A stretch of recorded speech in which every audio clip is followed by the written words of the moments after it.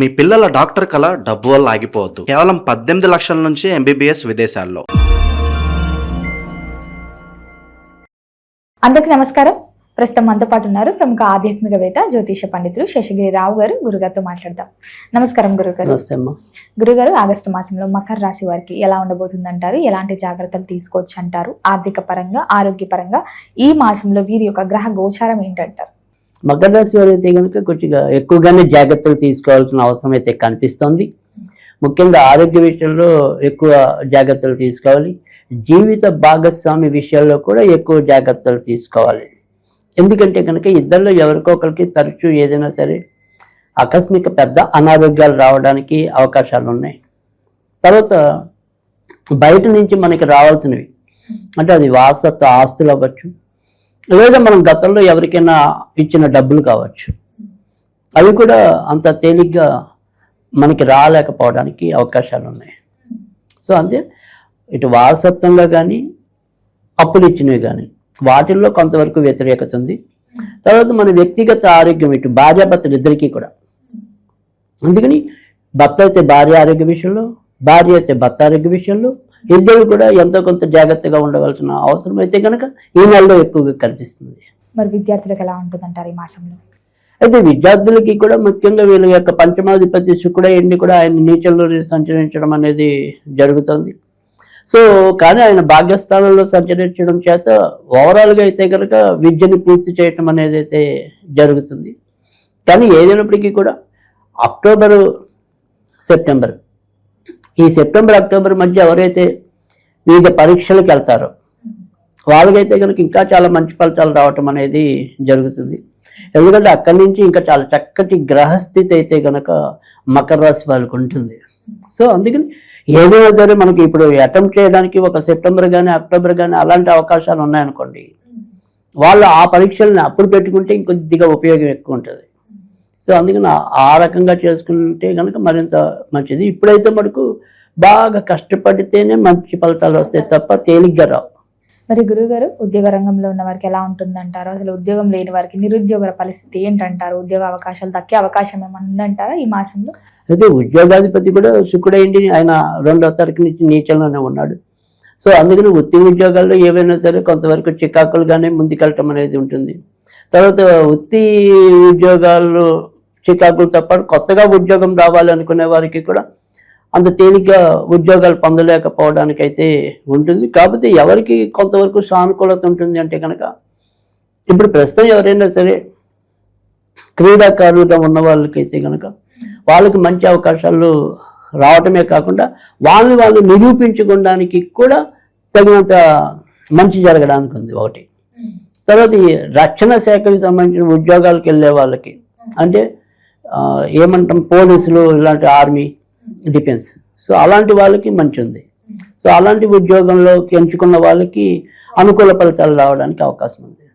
తర్వాత మళ్ళీ ఎవరైతే సాంకేతికం అంటే ఇంజనీరింగ్లో ముఖ్యంగా ఐటీకి సంబంధించిన కానీ సాఫ్ట్వేర్, తర్వాత ఈ గృహ నిర్మాణం అంటే ఆర్కిటెక్చర్స్, అలాంటి వాళ్ళకి మంచి జరగడానికి ఉంది. సో మళ్ళీ మెకానికల్ కానీ ఎలక్ట్రికల్ కానీ వాళ్ళకి కొద్దిగా ఇబ్బంది ఎక్కువ ఉంది, వాళ్ళకి అంత బాగుండదు ఆ గ్రూపులు ఎంచుకుంటే. తర్వాత ఆర్టిఫిషియల్ ఇంటెలిజెన్స్ కానీ డేటా సైన్స్ కానీ ఎంచుకుంటే వాళ్ళకంత మంచి ఉండదు. తర్వాత వైద్య రంగంలో ఉన్న వాళ్ళకి కూడా అంతంత మాత్రంగానే ఫలితాలు పొందడానికి ఉంది. సో ఈ రంగాలు మినహాయించి మిగతా రంగాల వారికి ఎక్కువ మంచి ఫలితాలు ఉంటాయి. మరి గురుగారు, ఎవరికైతే వివాహం జరిగి సంతానం లేదు, సంతాన యోగం ఉందంటారా? అయితే సంతాన కారకుడు కూడా ప్రస్తుతం నీచంలోనే సంచరించడం అనేది ఒకటి. తర్వాత అష్టమ స్థానంలోకి మళ్ళీ రవి బుధులు ఇద్దరు కూడా చేరుకోవటం అనేది ఒకటి. దీనివల్ల అంత శుభ ఫలితాలు అయితే కనుక పొందలేకపోవటం అనేది ఉంటుంది. సో సంతానం వాంఛించే వాళ్ళకి అదే రకమైన పరిస్థితి, ఉన్న సంతానం పరంగా కూడా ఏవో రకమైన చికాకులు ఎదుర్కొనే పరిస్థితి కూడా మకర రాశి వారికి ఎక్కువగానే కనిపిస్తుంది. మరి గురుగారు, ఎవరికైతే వివాహం జరగలేదు, వివాహ ప్రయత్నాలు చేస్తున్న వారికి వివాహ యోగం ఉందంటారా ఈ మాసంలో? అయితే వివాహ ప్రయత్నాలు కూడా ప్రస్తుతం అంతంత మాత్రంగానే ఉండటం అయితే ఉంటుంది. అయితే ఆగస్టు 17 నుంచి కొద్దిగా మంచి ఫలితాలు పొందడానికి అవకాశాలు ఎక్కువ ఉంటాయి. సో ఆగస్టు 15 నుంచి కొద్దిగా గట్టిగా ప్రయత్నాలు చేస్తే సఫలీకృతం అయ్యే పరిస్థితి ఉంటుంది. మరి కుటుంబ వాతావరణం ఈ మాసంలో ఎలా ఉంటుందంటారు? కుటుంబం పట్ల ఎలాంటి జాగ్రత్తలు తీసుకోవచ్చు అంటారు? అది కుటుంబ స్థానంలో కూడా కొద్దిగా ఇబ్బందికరమైన పరిస్థితులు ఉంటే, ముఖ్యంగా ఎవరైతే 60+ ఉన్న వాళ్ళ ఇంట్లో కనుక ఉంటే కనుక వారికి ఒక్కోసారి ప్రాణాంతక వ్యాధులు కానీ, తర్వాత అలా అంతవరకు ఆ స్టేజ్కి వెళ్ళేంతవరకు కూడా పరిస్థితులు ఎదుర్కొనడానికి కానీ అవకాశాలు ఎక్కువగానే కనిపిస్తున్నాయి. కనుక మకర రాశి వారికి ఈ నెల అంతా కూడా కొద్దిగా అన్ని విషయాలు అంత కొంత జాగ్రత్తగానే వెళ్ళాల్సిన పరిస్థితి ఎక్కువగా కనిపిస్తుంది. అలాగే గురుగారు, ఇప్పుడు ఎవరైనా పెట్టుబడులు పెడదామన్నా, కొత్తగా వ్యాపారం స్టార్ట్ చేద్దామన్నా చేయొచ్చు అంటారా ఈ మాసంలో? అదండి, ఈ నెల అంతా కూడా ఏ విషయం తీసుకున్నప్పటికీ కూడా అంత మరీ సానుకూలకంగా కనిపించడం లేదు. ఎంతో కొంత ప్రతికూలతగానే ఎక్కువగా కనిపించడం అనేది జరుగుతుంది. ఎందుకంటే ఇప్పుడున్న గ్రహస్థితి ఇంచుమించుగా మనకి ఈ ఆగస్టు చివరి దాకా కూడా మరీ అంత యోగదాయకంగా అయితే కనుక మకర రాశి వారికి లేదు. ఉన్నవి ఏమైనా సరే నడిపించుకుంటూ వెళ్ళటం, కొత్త వాటి జోలికి, అంటే ఇప్పుడు ఈవెన్ వ్యాపారం అనే కాదు, ఉద్యోగస్తులు కూడా ఈ నెలలో మారడానికి చూడకుండా అక్కడ ఉన్నవి చేసుకుంటూ వెళ్ళిపోవటం అనేది ఉత్తమం. కొత్త ప్రయోగాలకి ఇది రైట్ టైం కాదు. దూర ప్రయాణాలు చేయొచ్చు అంటారా? విదేశీ యోగం కూడా ఉందంటారా? ఒక దూర ప్రయాణాలు చేసే వాళ్ళకి మాత్రం సానుకూలత అనేది ఉంది. ఎందుకంటే వ్యయాధిపతి 7వ స్థానం అనేది విదేశాలకు వెళ్ళడానికి ఉపయోగపడుతుంది. అలాగే 2వ స్థానంలో ఇప్పటికే రాహు సంచరించడం కూడా ఉంది కనుక విదేశాలకు వెళ్ళే ఒక్క అంశానికి మాత్రం ఎంతో కొంత సానుకూలత అయితే ఉంది.